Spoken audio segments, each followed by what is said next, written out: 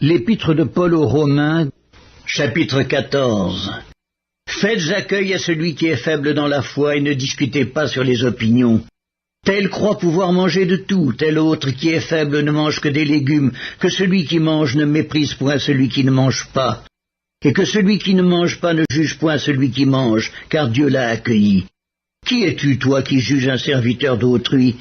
S'il se tient debout ou s'il tombe, cela regarde son maître. Mais il se tiendra debout, car le Seigneur a le pouvoir de l'affermir.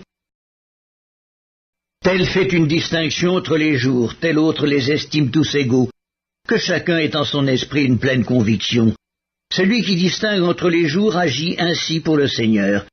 Celui qui mange, c'est pour le Seigneur qu'il mange, car il rend grâce à Dieu. Celui qui ne mange pas, c'est pour le Seigneur qu'il ne mange pas, et il rend grâce à Dieu. En effet, nul de nous ne vit pour lui-même, et nul ne meurt pour lui-même. Car si nous vivons pour le Seigneur. Et si nous mourrons pour le Seigneur. Soit donc que nous vivions, soit que nous mourions, nous sommes au Seigneur. Car Christ est mort et il a vécu afin de dominer sur les morts et sur les vivants. Mais toi, pourquoi juges-tu ton frère? Ou toi, pourquoi méprises-tu ton frère? Puisque nous comparaîtrons tous devant le tribunal de Dieu. Car il est écrit, « Je suis vivant, dit le Seigneur, tout genou fléchira devant moi, et toute langue donnera gloire à Dieu. » Ainsi chacun de nous rendra compte à Dieu pour lui-même.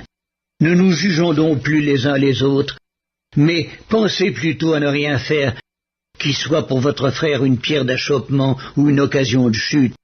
Je suis persuadé par le Seigneur Jésus, que rien n'est impur en soi et qu'une chose n'est impure que pour celui qui la croit impure. Mais si pour un aliment ton frère est attristé, tu ne marches plus selon l'amour. Ne cause pas par ton aliment la perte de celui pour lequel Christ est mort. Que votre privilège ne soit pas un sujet de calomnie, car le royaume de Dieu ce n'est pas le manger et le boire, mais la justice, la paix et la joie par le Saint-Esprit. Celui qui sert Christ de cette manière est agréable à Dieu et approuvé des hommes. Ainsi donc recherchons ce qui contribue à la paix et à l'édification mutuelle. Pour un aliment ne détruit pas l'œuvre de Dieu. À la vérité, toutes choses sont pures, mais il est mal à l'homme quand il mange de devenir une pierre d'achoppement. Il est bien de ne pas manger de viande, de ne pas boire de vin, et de s'abstenir de ce qui peut être pour ton frère une occasion de chute, de scandale ou de faiblesse. Cette foi que tu as, garde-la pour toi devant Dieu.